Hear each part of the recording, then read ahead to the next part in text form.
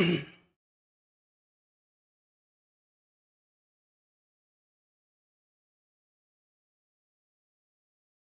Good morning everyone, I welcome you all to Saurabh Pandey UPSC channel के अंदर, YouTube channel. और इसी नाम से आप लोग you can also go through जो आपका ऐप है उसको भी आप डाउनलोड कर सकते हैं। सो आज के जो टॉपिक्स हैं the topics today we are going to discuss, काफ़ी सारे टॉपिक्स हैं, तो ये सारे टॉपिक्स हैं, हम लोग एक एक करके we are going to discuss. So first is the scheduled area, ये पॉलिटी का टॉपिक है। Then we have multimodal AI, science का टॉपिक है। जेम्स वेब टेलीस्कोप, साइंस का टॉपिक है। कॉस्मिक डॉन, साइंस का टॉपिक है। Nobel prize in economics, economy का टॉपिक है। म्यांमार बॉर्डर, बॉर्डर मैनेजमेंट का टॉपिक है।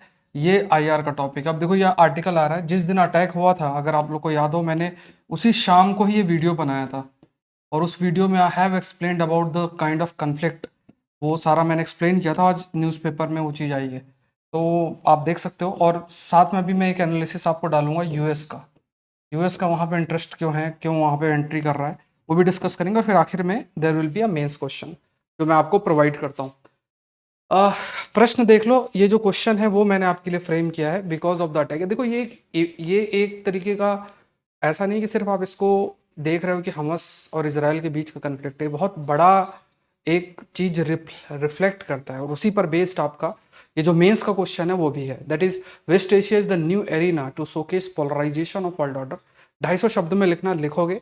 आकलन सीरीज में जल्द लेकर आने वाला हूँ, जिसमें I will like you can give me the answers. मैं आपको, वैसे मैंने कंपाइलेशन जो क्वेश्चंस के हैं वो ऐप में डाल दिए हैं, तो आप मेंस का जो जो भी क्वेश्चंस आके मेरे द्वारा दिए जाते हैं उनका कंपाइलेशन फ्री डाउनलोड कर सकते हो। टेस्ट अटेम्प्ट करना, उसके बाद मैं आपको जो क्वेश्चंस दूंगा उसका इवेल्युएशन भी आकलन सीरीज के अंदर होगा, वो हम डिस्कस करेंगे। ये क्वेश्चंस आप देख लो, क्वेश्चंस लिखने की आदत होनी चाहिए। आईआर का कुछ इसी प्रकार से होता है। और ये आप अगर Saurabh Pandey UPSC app Google store से डाउनलोड करते हो, प्ले स्टोर से, ये सब आप फ्रीली अपलोड कर सकते हो। फ्री टेस्ट रहते हैं उसमें। उसके बाद ग्राफिक करंट अफेयर्स आपको मिलता है। ई बुक है जिसमें 2000 न्यूज़पेपर के टॉपिक्स हैं। इसके बाद द हिंदू के मेंस के क्वेश्चंस के कंपाइलेशन आप ले सकते हो। फिर gsreporter.com वेबसाइट पे जाओगे, हिंदू का पीडीएफ और जीएस जो मैगजीन है वो आप डाउनलोड कर सकते हो। तो जब ज्योग्राफी एनवायरमेंट साइंस, या जीईएस का मतलब हुआ ज्योग्राफी एनवायरमेंट और साइंस का। एआरसी रिपोर्ट का कल मैंने नया लेक्चर एक डाल दिया है। आप लोग जो भी हैं, जो भी मतलब आप तैयारी कर रहे हो, आईएएस की अगर कर रहे हो तभी करना, किसी और एग्जाम की कर रहे हो तो मत करना। कल मैंने सोशल कैपिटल की जो रिपोर्ट है पहली वाली, उसका लेक्चर डाल दिया। उसमें टोटल 6 चैप्टर्स हैं, बाकी आ जाएंगे। काफ़ी उसमें थोड़ा रिकॉर्ड करने में, और मेरे द्वारा ही हैंड रिटन नोट्स होते हैं तो थोड़ा समय भी लगता है। तो सोशल कैपिटल वाली रिपोर्ट मैंने डाल दी है। उसके बाद हम लोग एक सिविल पर्सनल मैनेजमेंट वाली भी एक रिपोर्ट मैंने एक्स्ट्रा ऐड की है, जो हमने लाइक जो हम लोग डिस्कस भी करेंगे। पर्सनल मैनेजमेंट वाली जो रिपोर्ट है, बिकॉज उसमें भी काफ़ी अच्छा मैंने देखा, गो थ्रू हो रखा है सिविल सर्विस के कंटेक्स्ट में सारी चीज़ें, तो वो रिपोर्ट भी मैं साथ में ही कराऊंगा। तो ये आप लोग ज्वाइन कर लें, अभी 30% ऑफ भी चल रहा है, सौरभ पांडे यूपीएससी ऐप के माध्यम से कर सकते हैं। ये सारी रिपोर्ट्स हैं, 30% ऑफ चल रहा है। सौरभ पांडे यूपीएससी ऐप में जाके आप लोग कोर्स एक्सेस कर सकते हैं। एग्रीकल्चर के लिए आप मुझसे जरूर से जुड़ें, बहुत हेल्पफुल रहेगा इंडियन फॉरेस्ट सर्विस के लिए भी। और मैंने कुछ डेमो लेक्चर्स भी डाल रखे हैं, तो आप लोग गो थ्रू हो जाएं उसमें। चलो शुरू करते हैं, let's move to the first topic. पहला टॉपिक, ये टॉपिक आपका पॉलिटी के अंदर आ जाता है, and this is basically the state of India scheduled area. The state of India scheduled area के कंटेक्स्ट में है। शेड्यूल्ड एरिया के कंटेक्स्ट में ये कुछ पॉइंट्स हैं, इसमें सारी चीज़ें, पूरा जो पॉलिटी का टॉपिक है कि किस तरीके से सेलेक्ट किया जाता है, गवर्न कैसे होता है, हर चीज़ इस पे मेंशन है। ऑल्दो ये सारा जो कंटेंट आपने एम लक्ष्मीकांत पॉलिटी वाले जो पॉलिटी में जो एम लक्ष्मीकांत की किताब है उस पर भी आपने सारी चीज़ें स्टडी की होगी, बट इसमें जो जो पॉइंट्स है उसको ध्यान में रखना है। अब इंडिया में 705 एसटी जो शेड्यूल्ड ट्राइब कम्युनिटीज़ हैं, जो कि लगभग 8.6% कंट्री की पॉपुलेशन है। तो देखो, ये थोड़ा फैक्ट्स आपको पता होना चाहिए। जैसे आप कई वेलफेयर मेजर्स लिख रहे हो, सरकारों को क्या चैलेंजेस हैं, उस पर कुछ बातें आप जो है मेंशन कर सकते हो, लिख रहे हो, तो आपको ये थोड़ा चीज़ें हमें देखना है कि हमें कई कई बार जो भी हम डेवलपमेंट मॉडल लेकर आते हैं उसमें हम ये चाहेंगे कि सभी का विकास हो, सभी का डेवलपमेंट हो, हमारी हर एक कम्युनिटी का डेवलपमेंट हो, आगे बढ़ें, ये हम चाहेंगे। We will always want it, and for that we need to know about certain data कि अच्छा हमारी एसटी कम्युनिटी कितनी है। तो यहाँ पे लगभग 8.6% कंट्री की पॉपुलेशन है, और जो 26 स्टेट्स और 6 यूनियन टेरिटरी में है। आर्टिकल 244, ये भी प्रीलिम्स का आप याद रखो कि article 244 basically it is related with the administration of scheduled and tribal areas. So ये प्रोविजन भी आपको याद रखना है कि शेड्यूल्ड जो ट्राइबल एरिया है उसके एडमिनिस्ट्रेशन से रिलेटेड कौन सा आर्टिकल है। The name of the article is that is article 244 article है। आर्टिकल 244(1) ये 5th शेड्यूल प्रोविजन का एप्लीकेशन है शेड्यूल्ड एरिया के अंदर की बात करता है, जिसमें जो स्टेट्स हैं that is any other states notified in any other states then Assam, Meghalaya, Tripura and Mizoram. 6th schedule की बात करें, they applies to these states, मतलब ये 4 स्टेट्स जो है ना, आसाम, मेघालय, त्रिपुरा, मिजोरम, इस पे आर्टिकल 244 सब क्लॉज 2 लगता है। और इसके अलावा दूसरे जो स्टेट्स हैं उसमें आर्टिकल 244 सब क्लॉज 1 आपका लगता है। ये तो आप लोगों ने पढ़ा भी होगा शेड्यूल 5 और शेड्यूल 6 की जब हम बात करते हैं। फिर शेड्यूल्ड एरिया क्या है, ये चीज़ है। तो शेड्यूल्ड एरिया अगर बात की जाए तो इट कवर्स एरिया जो कवर करता है लगभग 11.3% ऑफ इंडिया का लैंड एरिया। ये फैक्ट याद रखना है। इसमें अगर खास तौर से अगर शेड्यूल 5 की बात करें तो यहाँ पे आंध्र प्रदेश, तेलंगाना, उड़ीसा, झारखंड, छत्तीसगढ़, मध्य प्रदेश, राजस्थान, गुजरात, महाराष्ट्र और हिमाचल प्रदेश, ये सारे स्टेट्स आपके इसके अंदर आपके इंक्लूड जो है रहते हैं। ठीक है, तो यहाँ पे आपको ये पॉइंट्स आपको ध्यान में रखना है। 11.3% के हमारे, ये फैक्ट थोड़ा सा याद रखना है। कैसे गवर्न किए जाते हैं, how these states, how these areas are govern, तो जो प्रेसिडेंट, ऑनरेबल प्रेसिडेंट है इंडिया के, वो नोटिफाई करता है शेड्यूल्ड एरिया को। और जो भी स्टेट है जहाँ पे शेड्यूल्ड एरिया है, जो भी स्टेट्स है जहाँ शेड्यूल्ड एरिया है, वो ट्राइबल एडवाइजरी काउंसिल का गठन करती है। ये सब कुछ आपके एम लक्ष्मीकांत में दे रखा है, अगर आपने पढ़ा होगा ना। तो दे आर सेइंग कि there will be a tribal advisory council. उसमें लगभग आपके 20 एसटी मेंबर्स आपके होते हैं। वो गवर्नर को जो है मतलब रिफ़र करते हैं सर्टन मैटर्स के लिए। एसटी वेलफेयर, मतलब जो हमारे शेड्यूल्ड ट्राइब है उसके वेलफेयर से रिलेटेड जो ट्राइबल एडवाइजरी काउंसिल है वो रिफ़र कर मतलब वो रिकमेंड करती है, या कुछ एडवाइसेस जो है वो गवर्नर को जो है प्रोवाइड करती है। और फिर क्या है कि इवन जो गवर्नर हैं वो भी प्रेसिडेंट को एक रिपोर्ट भी सबमिट करते हैं कि अच्छा ये चीज़ें हैं जो कि कार्य किया गया है फॉर द शेड्यूल्ड ट्राइब, ये हम कार्य हमने किया है, और इन कार्य को करने के लिए ये चीज़ें स्कीम्स आई हैं, ये एडवाइसेस आई हैं, इसमें हम इतना आगे बढ़े हैं। ये सब चीज़ें जो है आपकी मेंशन की जाती है। Everything is there in the report. तो रिपोर्ट भी एडमिनिस्ट्रेशन ऑफ शेड्यूल्ड एरिया के कंटेक्स्ट में वो भी आपकी अलग से जो है अलग से सबमिट आपकी होती है। नेशनल गवर्नमेंट जो है, when you talk about the national government भी, इसमें आवाज़ एक बार बताना ठीक आ रही है। नेशनल गवर्नमेंट की भी अगर आप बात करोगे तो जो नेशनल गवर्नमेंट है it can also give direction, to the states. मतलब हमारी जो सेंट्रल गवर्नमेंट है it can also give direction to the states for the administration of the scheduled area. Governor किसी भी जो एक्ट है, मान लो पार्लियामेंट के द्वारा है या स्टेट के द्वारा कोई लॉ लेकर आया गया है, उस एक्ट को हटाया जा सकता है या फिर उसमें चेंजेस किए जा सकते हैं। तो ये पावर है। तो मतलब even you are writing about the power of the governor, तो यहाँ पे जब आप गवर्नर के पावर के बारे में भी लिखते हो, so you can highlight this point. आप इस चीज़ को भी हाईलाइट कर सकते हो कि शेड्यूल्ड एरिया के कंटेक्स्ट में गवर्नर के पास एक स्पेशल पावर भी एग्जिस्ट करती है। स्टेट असेंबली या फिर पार्लियामेंट के द्वारा जो भी लॉज हैं, उन लॉज को, मान लो शेड्यूल्ड एरिया को अफेक्ट कर रहे हैं, तो those laws can be repealed also, मतलब हटाए भी जा सकते हैं, and also they can be amend भी किए जा सकते हैं। ये एक स्पेशल पावर जो है, अगर आप देखोगे गवर्नर जो है उनको अवेलेबल है या मिलता है। गवर्नर जो है वो रेगुलेशन जो है शेड्यूल्ड एरिया का रेगुलेशन परफॉर्म आपका किया जा सकता है। जो रेगुलेशन है शेड्यूल्ड एरिया का, that regulation can be performed. एक चीज़ ये भी आपकी हाईलाइट की गई है। स्पेशली जैसे मान लो जैसे जो भी चीज़ है, जैसे कोई भी ऐसी चीज़ है जो कि वेलफेयर है हमारे शेड्यूल्ड ट्राइब के, अगर उसके वेलफेयर को अफेक्ट करती है, मान लो लैंड राइट से रिलेटेड है ये सब, तो यहाँ पे जो रेगुलेशंस हैं, that regulations can be done by the governor. ये आपका है, जैसे लैंड का अलॉटमेंट और ये सब चीज़ें ये आपकी किए जा सकते हैं।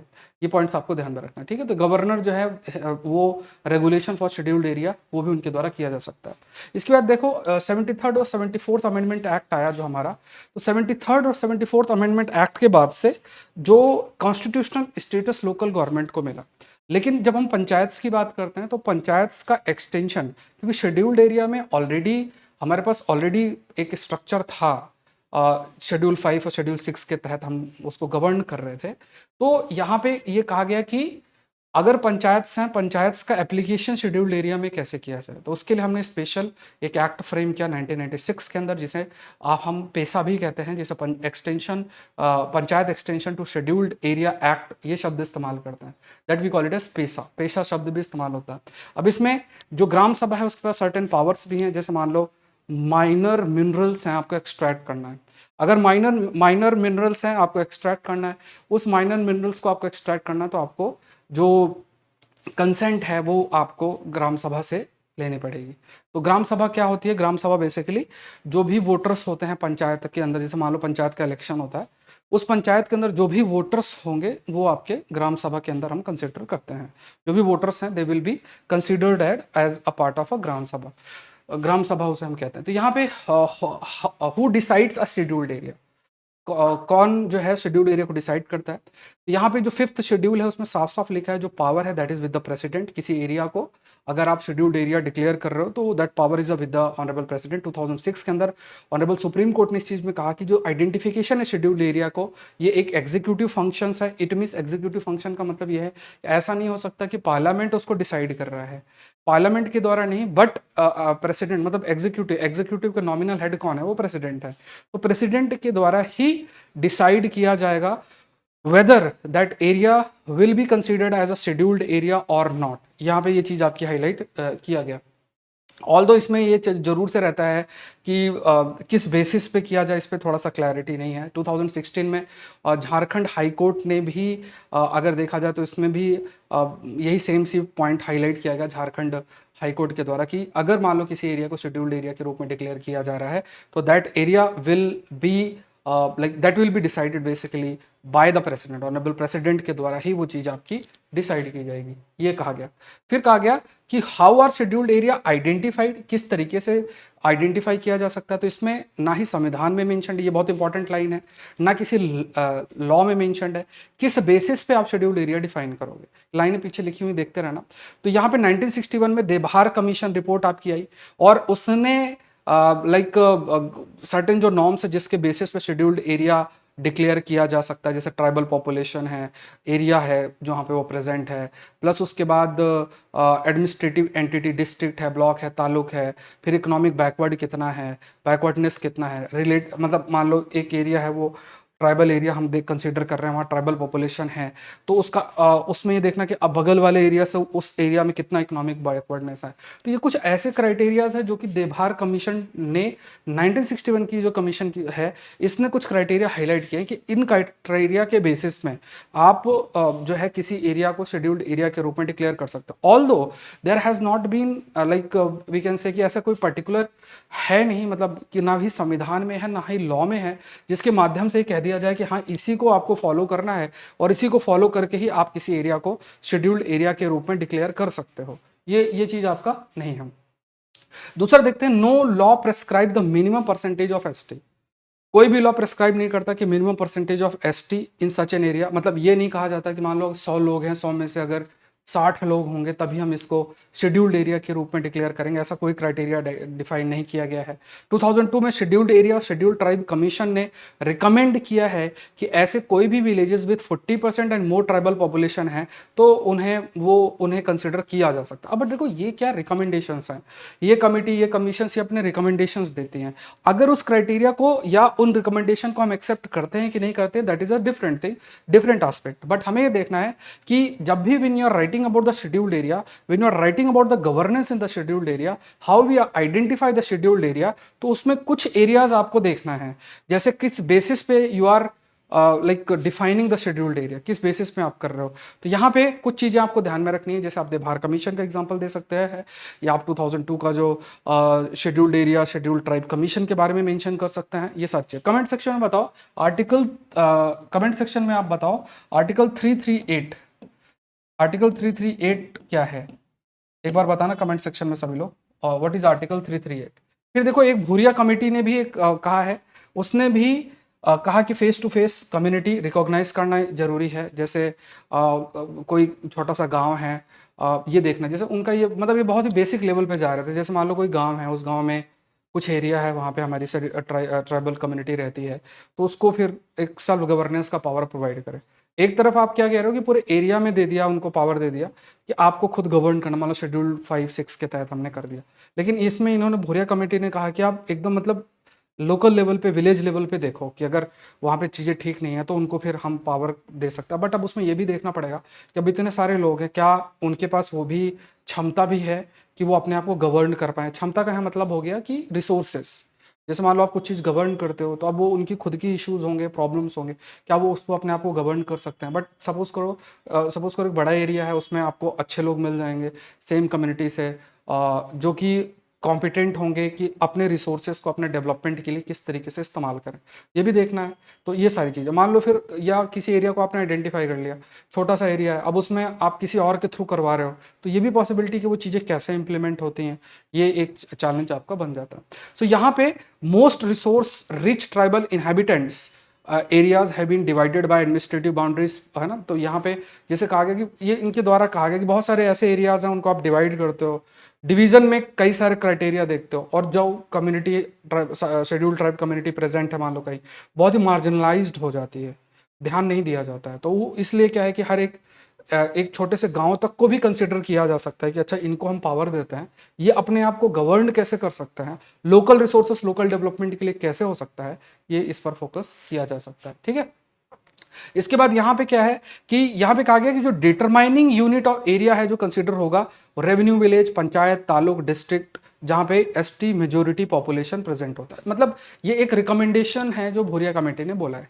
तो देबार कमेटी, SC ST कमीशन के द्वारा बात बोली गई है, सुप्रीम कोर्ट ने, हाई कोर्ट ने, झारखंड हाई कोर्ट ने जो बात बोली है, और ये सब पॉइंट्स। तो देखो, अगर आपने ये पूरा आर्टिकल देख लिया, ये पार्ट आर्टिकल आ गया, अब इसके अलावा आप मतलब कभी भी इस एरिया में आज से 10 साल बाद भी प्रश्न आता है, 5 साल बाद कभी भी प्रश्न आएगा, तो आप हैंडल कर लोगे। तो ये थोड़ा सा चीजें आपको ध्यान में रखनी। Let's move to the next topic. Session अगर आप लाइव देख रहे हैं, लाइक बटन जरूर से प्रेस करें, चैनल को सब्सक्राइब जरूर से करें, शेयर जरूर से करें, आप लोग का पार्टिसिपेशन बहुत मैटर करता है। तो जहां भी मौका मिले आप लोग शेयर करें। सौरभ पांडे UPSC ऐप को डाउनलोड करें, उसमें मैं सेकंड ARC रिपोर्ट करवा रहा हूँ, आज सोशल कैपिटल की एक लेक्चर डाल दिया था, आगे भी हम लोग डिस्कस करते रहेंगे।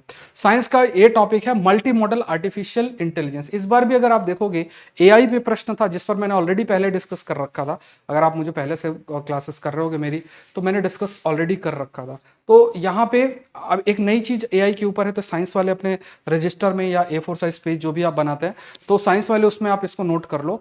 तो यहाँ पे देखो, सितंबर 25 को chat GPT maker open AI, इन्होंने GPT का फुल फॉर्म बताओ कमेंट सेक्शन में।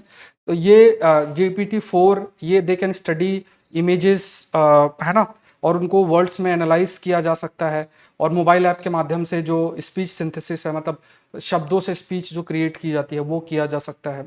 तो यहाँ पे क्या है कि अब एक बात हो रही है मल्टी मॉडल AI की।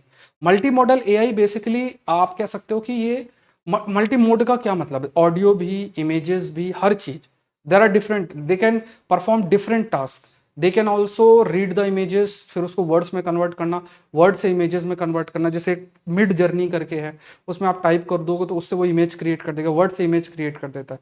तो ये क्या है, these are the multimodal AI।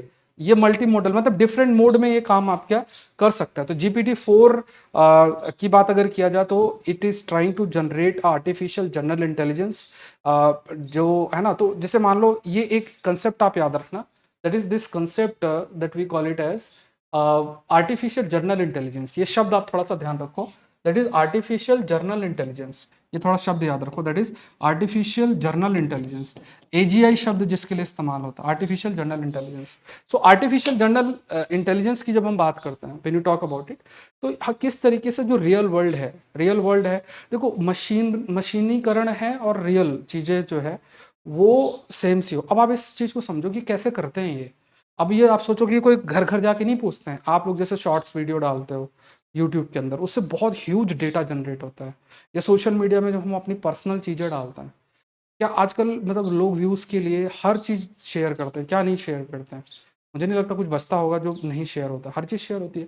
अब वो डेटा जनरेट होता है, इमेज और वीडियो का डेटा जनरेट होता है, उससे ये चीज़ पता चल जाती है, क्योंकि हर चीज़ डेटा पे निर्भर करती है ना, कि मान लो इंडियंस है वो इस टाइप से है, रियल वर्ल्ड के लिए तो यही है ना, मान लो कोई नॉर्वे में रहता है, उसका बिहेवियर अलग है, इंडिया में अलग है, तो रियल वर्ल्ड का मतलब जो ये डिफरेंसेस हैं उनको भी कंसिडर करते हुए, और एक कोई भी प्रॉब्लम है या चीज़ें जो भी ऑफर की जा रही हैं वो एकदम रियल वर्ल्ड की तरह, आप डिफरेंशिएट ही नहीं कर पाओगे सही कि ये एआई जनरेटेड है या नॉर्मल है। तो ये बेसिकली आर्टिफिशियल जनरल इंटेलिजेंस इसी एरिया में कार्य करने का प्रयास आपका कर रहा है। अब यहाँ पे दूसरा पॉइंट देखते हैं कि दूसरा पॉइंट है ये कार्य करने का जो है प्रयास कर रहा है। दूसरा एस्पेक्ट देखते हैं कि जो मेटा है, मतलब जो फेसबुक है, उसने open source AI multi modal system जिसका नाम इमेज बाइंड करके है, उसने हाईलाइट किया। देखो उसमें text, visual data, audio, temperature, movement reading, हर चीज रीड कर सकता है। तो एआई क्या आज के समय में होड़ चल गई बहुत बड़ी, आर्टिफिशियल इंटेलिजेंस की भी होड़ बहुत तेजी से चल गई है। अब उसका भी इस्तेमाल तेजी से लोग करना स्टार्ट कर देंगे, और इस वजह से अब लोग देखेंगे यार कि एक मान मतलब देखो ये कर भी क्यों रहे हैं। तो मान लो एक जगह आप जाते हो और वहाँ से आपको कुछ थोड़ी बहुत चीज़ें जो है वो आपको मिल पा रही हैं, मतलब आपको और टेक्स्ट टू स्पीच वाला फैसिलिटी मिल रही है ना। तो टेक्स्ट टू स्पीच वाली फैसिलिटी जो आपको अवेलेबल है, जो आपको टेक्स्ट टू स्पीच जो है वो मिल रहा है, तो आपको लगेगा यार यहाँ पे हर चीज़ मिले, तो आप उसका सब्सक्रिप्शन ले लोगे। तो ये लोग बिजनेस मॉडल में भी देख रहे हैं, प्लस एप्लीकेशन पे भी देख रहे हैं कि कैसे आगे और ज़्यादा से ज़्यादा किया जाए, एप्लीकेशन इंक्रीज किया जाए, फिर इसका कमर्शलाइजेशन कर देंगे, है ना। चलो नेक्स्ट मूव करते हैं। Scientist untangle mystery of earliest galaxies. अब इसमें मैं थोड़ा सा ये भी साइंस का टॉपिक है, और इस टॉपिक का जो आप नाम नोट कर लो, साइंस के अंदर है, साइंस वाले पेज में आपका आया है। पहला आप जो नोट कर लो, that is James Webb telescope. James Webb telescope, इस पर मैंने बहुत चर्चा की है, थोड़ा ब्रीफ में बता दूंगा। बहुत चर्चा कर रखी है इसमें, 10 आर्टिकल डिस्कस कर रखे हैं। और उसके बाद एक टॉपिक जो मैं आपसे डिस्कस करूंगा, that is cosmic dawn. That is this concept called as cosmic dawn. ये एक कंसेप्ट है, ठीक है। कॉस्मिक डॉन ये एक इंपॉर्टेंट कंसेप्ट है, ये डिस्कस करेंगे। ये टॉपिक आप लोग नोट कर लेना, ठीक है। ये साइंस वाले पेज में आया। तो पहली चीज़ तो ये देखना कि अभी फिलहाल के लिए कुछ इमेजेस आई हैं गैलेक्सीज के कंटेक्स्ट में, और जो हमारी अंडरस्टैंडिंग है कॉस्मिक डॉन से रिलेटेड वो इंक्रीज हुई। कॉस्मिक डॉन क्या है वो डिस्कस करेंगे। इमेजेस ली किसने है? जेम्स वेब स्पेस टेलीस्कोप में। तो जैसे इस पे मैं एक डायग्राम के माध्यम से आपको एक्सप्लेन करूँगा, बहुत ईजी हो जाएगा आपके लिए।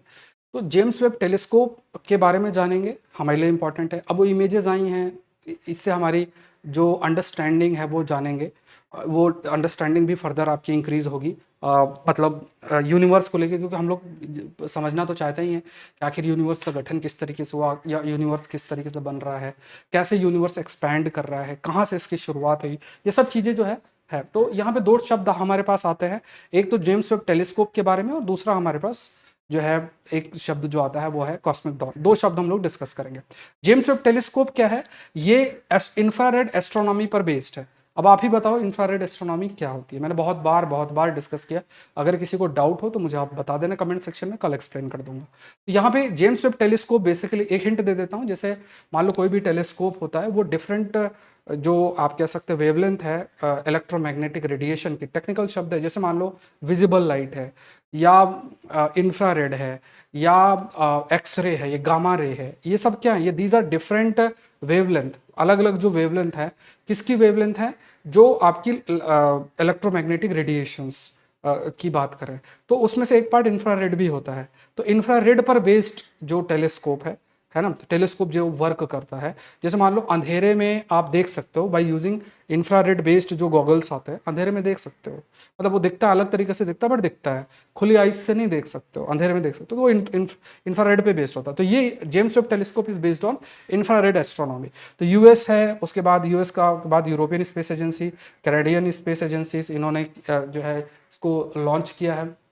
उसके बाद इसका नाम रखा गया है टेलीस्कोप नेम्ड आफ्टर जेम ई वेब, जिन्होंने एक इंपॉर्टेंट रोल प्ले किया था 1961 से 1968 तक ड्यूरिंग द मर्करी, जेमिनी और अपोलो प्रोग्राम के कंटेक्स्ट में अगर देखा जाए। और it is based on infrared resolution.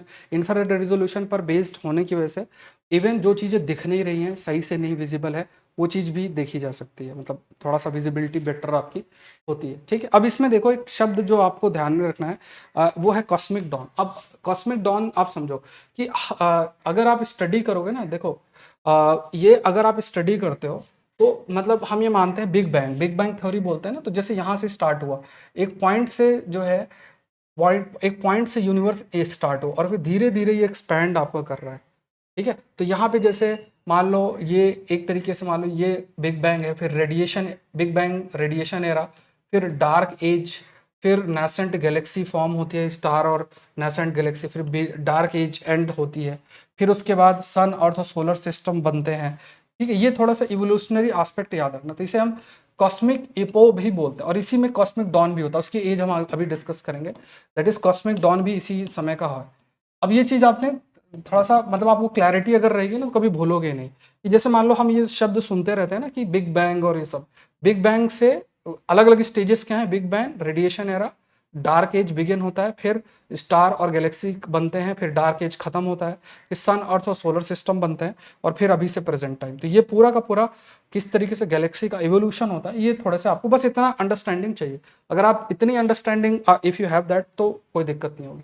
तो ये आपको ध्यान में रखना। अब यहाँ पे देखो जो शब्द इन्होंने यूज किया है that is cosmic dawn. Cosmic dawn की बात करें सो ये बहुत इंपॉर्टेंट बन जाता है। यहाँ पे ये जो पीरियड है 50 मिलियन साल से लेके to 1 billion year after the big bang, जब पहला स्टार, ब्लैक होल और गैलेक्सी फॉर्म हुए, galaxies in the universe form हुए, तो वो पीरियड हम कॉस्मिक डॉन शब्द उसके लिए इस्तेमाल करते हैं। तो टेक्निकली आप ये समझो कि ये जो पीरियड है from 50 million years to 1 billion years. अच्छा एक बार बताना, फेस डार्क तो नहीं है, मतलब डार्कनेस तो नहीं है ज़्यादा, एक बार कमेंट सेक्शन में बताना। मतलब विजिबिलिटी अच्छी है, विजिबिलिटी में तो कोई दिक्कत नहीं है, थोड़ा सा बताना इस चीज़ के बारे में, कोई विजिबिलिटी में तो दिक्कत नहीं है।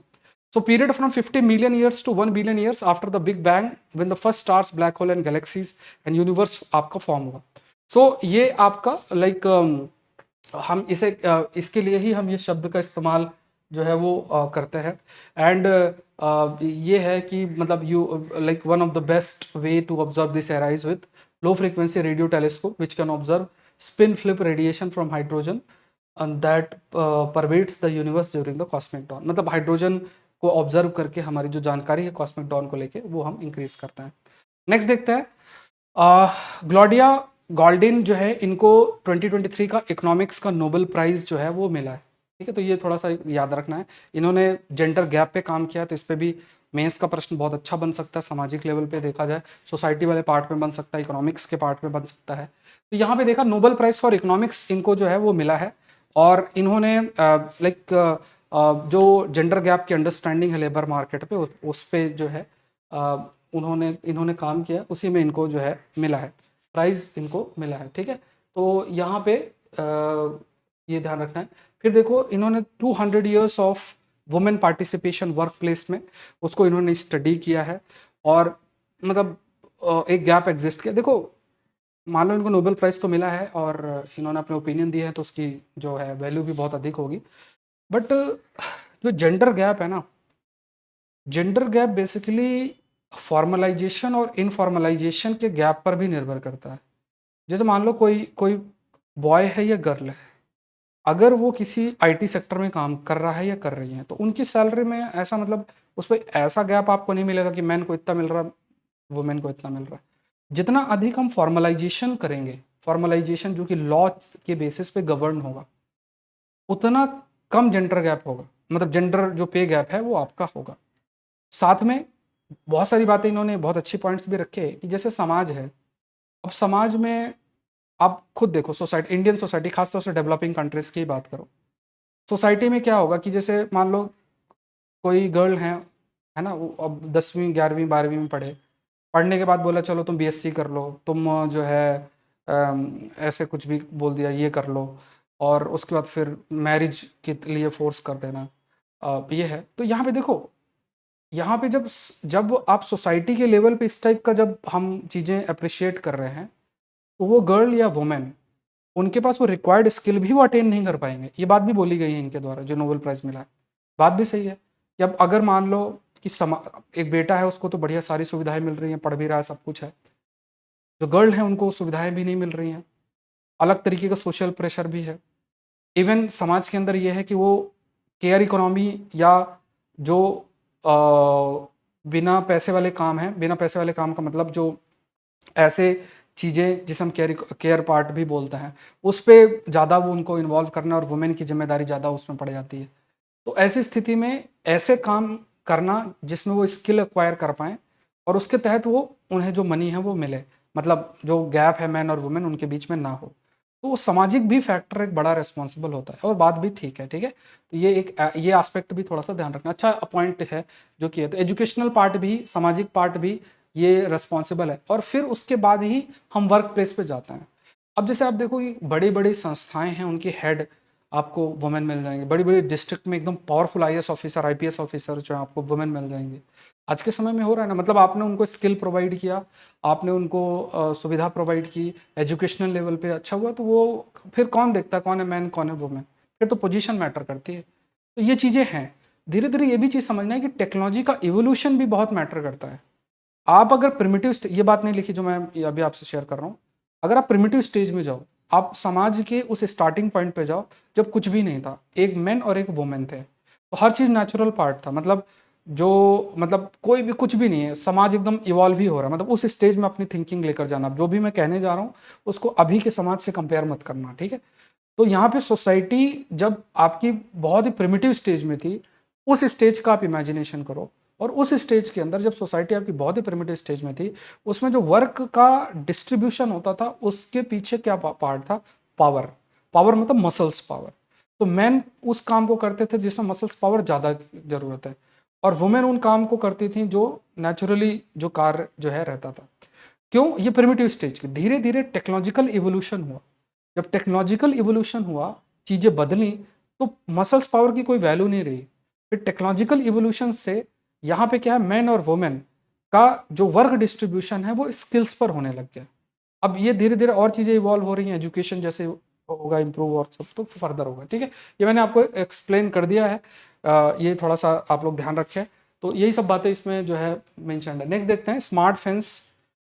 स्मार्ट फेंस के ऊपर है, smart fence along Myanmar border in the pipeline, government का कहना है। देखो मणिपुर के अंदर जो डेवलपमेंट हुआ है उसमें ये सब, अभी मैं पूरा आपको एक इशू समझाऊंगा बहुत बढ़िया तरीके से। देखो ये म्यांमार में जो हो रहा है, मणिपुर में जो हो रहा है, आर्मेनिया में हो रहा है, अजरबैजान में जो हो रहा है, इसराइल में हो रहा है, जो हमस में इसराइल हमस की लड़ाई हो रही है, ये सब एक दूसरे से जुड़े हुए हैं। सोच चाहिए, मतलब ये चीज़ें कनेक्टेड, मतलब ये सारी चीज़ें कनेक्टेड हैं एक दूसरे से। ये है ना, इस पर मैं एक वीडियो बनाऊंगा क्योंकि अभी बढ़ाऊंगा तो बहुत लंबा पड़ जाएगा, और है ना एक वीडियो बनाऊंगा मैं अभी कुछ समय में, तब एक्सप्लेन करूंगा।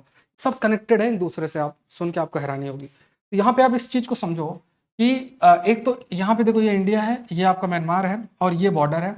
हमारे पास फ्री मूवमेंट जोन है। फ्री मूवमेंट जोन का मतलब क्या होता है कि जैसे म्यांमार से भारत कोई जा सकता है और यहाँ से जा सकता है, मतलब कुछ सर्टेन कम्युनिटी जो है रहती है वो मूवमेंट हो सकता है उनका। अब क्या देखो, भारत को पता है कि अगर इस रीजन से उसे कनेक्टिविटी बनाना है अपनी एक्ट ईस्ट पॉलिसी के तहत, क्योंकि एक्ट ईस्ट पॉलिसी पे ये भी है कि इस रीजन की इंपॉर्टेंस बहुत तेजी से बढ़ रही है। एक्ट ईस्ट पॉलिसी के तहत हम नॉर्थ ईस्टर्न रीजन को और साउथ ईस्ट एशियन कंट्री से कनेक्ट करना चाहते हैं। चाइना को पता है यार, अगर ऐसा हुआ तो इस रीजन में उसका इन्फ्लुएंस रिड्यूस होगा, साथ में इंडिया चाइना के बहुत क्लोज रहेगा, साउथ चाइना सी में भी प्रेजेंस बना रहेगा। ये सब है। इंडिया को चाइना को अपना एक कॉम्पिटिटर बहुत बड़ा लग रहा है। इस वजह से म्यांमार में जो भी तख्ता पलट हुआ है वो एक बड़ा फैक्टर है। तख्ता पलट जो हुआ है म्यांमार के अंदर, तो उसमें क्या है, चाइना जो कह रहा है उसकी आर्मी को तो वो मान रही है आर्मी वहाँ की, क्योंकि अगर चाइना उनके साथ नहीं रहेगा तो यूनाइटेड नेशन सिक्योरिटी काउंसिल में भी कई सारे एक्शंस लिए जा सकते हैं। दूसरा आप समझो, एक तो ये है, दूसरा आप समझो कि जापान का जो प्रेजेंस है नॉर्थ ईस्टर्न रीजन में बढ़ रहा है। क्यों? कई सारे प्रोजेक्ट में जापान काम कर रहा है। क्वाड का एक्सपेंशन हम कर रहे हैं आगे तक, क्वाड का एक्सपेंशन हम आगे तक कर रहे हैं। तो यहाँ पे आप समझो कि ये जो डेवलपमेंट है जिसमें चल रहा है, तो उसमें ये भी आप इस एस्पेक्ट को समझने का प्रयास करो कि चाइना नहीं चाहेगा जापान इस जगह पे रहे, तो वो इस रीजन पर डिस्टर्बेंस कॉज करेगा। और इसके लिए बहुत सारे जो सेपरेटिस्ट यहाँ जो रहते थे, इनको उसने इधर साइड भेजा, मतलब है ना। और ऑल्दो कई सारे कंसर्न जो मणिपुर में कम्युनिटीज़ हैं उनके बीच में हैं, बट आप इस चीज़ को समझो कि उसको क्योंकि देखो वो कॉमन पर्सन है ना, तो वो किसी भी कम्युनिटी से हो ना, वो ऐसे 2 मिनट में लड़ने भिड़ने नहीं लगेगा। बट जो लड़ने भिड़ने वाले एंटी सोशल एलिमेंट्स होते हैं किसी भी कम्युनिटी से, जैसे यहाँ से कई ऐसे ग्रुप्स हैं, वो यहाँ से इस जगह से मूव किया मणिपुर की तरफ, नॉर्थ ईस्टर्न रीजन की तरफ, और वो इस पूरे सिचुएशन को और उन्होंने ख़राब किया। अब अगर जब सिचुएशन यहाँ ख़राब होगी तो फिर यहाँ पे जो भी ये प्रोजेक्ट ये रन करना चाहते हैं जापान के माध्यम से, फिर फर्दर एक कनेक्टिविटी बनाना चाहते हैं, वो नहीं कर पाएंगे। अब इसीलिए हमें ज़रूरी क्या है, इस बॉर्डर को फेंस करना, ये जो फ्री मूवमेंट है उसको थोड़ा लिमिटेशन लगाना और इस बॉर्डर को फेंसिंग करना, जिस पे गवर्नमेंट काम कर रही है। अब आपसे क्या चीज़ आपको समझनी है कि किस तरीके से बॉर्डर मैनेजमेंट इंपॉर्टेंट है, बॉर्डर मैनेजमेंट का रोल इंटरनल सिक्योरिटी में क्या हो सकता है, ये बहुत अल्टीमेट पॉइंट है। बॉर्डर मैनेजमेंट का रोल इंटरनल सिक्योरिटी में, बॉर्डर मैनेजमेंट का रोल फॉरेन पॉलिसी में क्या हो सकता है, आप इस आर्गुमेंट से समझ सकते हो, ठीक है। तो ये थोड़ा सा ध्यान में रखना है। तो स्मार्ट फेंसिंग है, जैसे इसराइल और उसका इस्लाम। अब देखो ये कुछ ऐसे चीज ग्रुप्स हैं अंडरग्राउंड होके, और जैसे united people front, Kuki national organisations, suspension है ना, तो under the suspension of operation pact with government of India, मतलब ये लोग नहीं कर सकते कार्य ऐसे खुल के। तो ये कई प्रकार के जो आपके ग्रुप्स हैं उनके ये आप इंसर्जेंट ग्रुप्स हैं जो कार्य करते हैं, और ये डिस्टर्बेंस भी कॉज बहुत करते हैं, ठीक है। तो इस वजह से ही प्रयास किया जा रहा है कि ये रोका जाए, और इसके लिए स्मार्ट फेंसिंग की भी बात आपकी कंटिन्यूस बेसिस में की जा रही है। अभी फिलहाल के लिए जो मैंने आपको बताया कि फ्री मूवमेंट जोन है, जिसमें विद इन 16 किलोमीटर दोनों बॉर्डर के इधर उधर विदाउट वीज़ा मूवमेंट हो सकता है। अब कौन, मतलब अगर अब इतना फ्रीली मूवमेंट हो जाएगा तो फिर कोई कुछ भी लेके कहीं से कहीं भी जा सकता है, ये चैलेंज है। Let's move to the next part. Israel Hamas conflict cast shadow on the economic initiative says official. तो इसराइल हमस के बीच में जो अभी चल रहा है, देखो ये हुआ ही इसीलिए है। जिस दिन लड़ाई हुई थी, स्टार्ट हुई थी, उस दिन मैंने एक वीडियो बनाया था, चाहे आप देख लो, पड़ा हुआ है इसी इसी उसमें उसमें ही मैंने पूरा आपको एक्सप्लेन किया हुआ था, है ना, कि असल में ये पूरी चाल है क्या। ये बहुत लंबा गेम है, आज एक वीडियो बनाऊंगा मैं इस पर। ये बहुत लंबी चीज़ है और चीज़ें आपस में कनेक्टेड हैं, इस चीज़ को समझना। बट फिलहाल के लिए जो बात बोली गई पेपर में, वो मैं आपको एक्सप्लेन करता हूँ। तो देखो दो चीज़ें हैं। एक चीज़ क्या है कि पहला आप इस चीज़ को समझो कि यूएस है, और यूएस अपने इन्फ्लुएंस को इस रीजन को पहले जो रिड्यूस कर रहा था वो बढ़ाना चाहता है। अब वो दो तरीके से बढ़ा रहा है। एक तो I2U2 ग्रुपिंग है, जिसमें इंडिया, इजराइल, यूएस और यूएई 4 देश हैं। उसके बाद एक अब्राहम अकॉर्ड भी साइन हुआ है, ठीक है। अब अब्राहम अकॉर्ड भी साइन हुआ है, जिसमें इसराइल भी इंक्लूडेड है। और इसके बाद अगर आप देखोगे तो ये कॉरिडोर भी G20 में, जो India middle east economic corridor है, ये कॉरिडोर भी आपका डेवलप किया जा रहा है। तो ये तीन चीज़ें हैं। अब आप ये समझो कि इस रीजन में, जैसे अगर ये कॉरिडोर है, ये कॉरिडोर सऊदी अरेबिया से, यूएई से होते हुए, ऐसे इसराइल से होते हुए फिर ये पूरा है। अगर यहाँ कन्फ्लिक्ट की स्थिति बनेगा, अब ये कन्फ्लिक्ट यहीं तक सीमित नहीं रहेगा। अब इनके बीच में क्या होगा, ये देश आपस में पोलराइज्ड हो जाएंगे।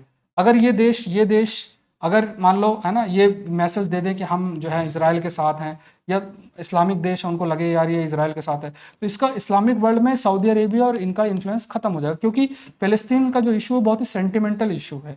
इस वजह से ये लोग जानबूझ के ऐसी ऐसी चीज़ें कर रहे हैं कि इसराइल और ज़्यादा प्रोवोक हो, और वो ऐसा कुछ करे जिससे कि पूरा का पूरा ये रीजन पोलराइज्ड बहुत अधिक हो जाए, बहुत अधिक जैसे अगर आप देखोगे सऊदी अरेबिया खुल के नहीं बोल रहा है, यूएई खुल के नहीं बोल रहा है, ईरान खुल के बोल रहा है। ईरान क्यों खुल के बोल रहा है? बिकॉज उसके पीछे चाइना का हाथ है। चाइना रशिया ये लोग चाहेंगे इस रीजन में डिस्टर्बेंस बन जाए, जिससे कि ये इस टाइप के जो कॉरिडोर्स हैं ये सक्सेसफुल नहीं होंगे।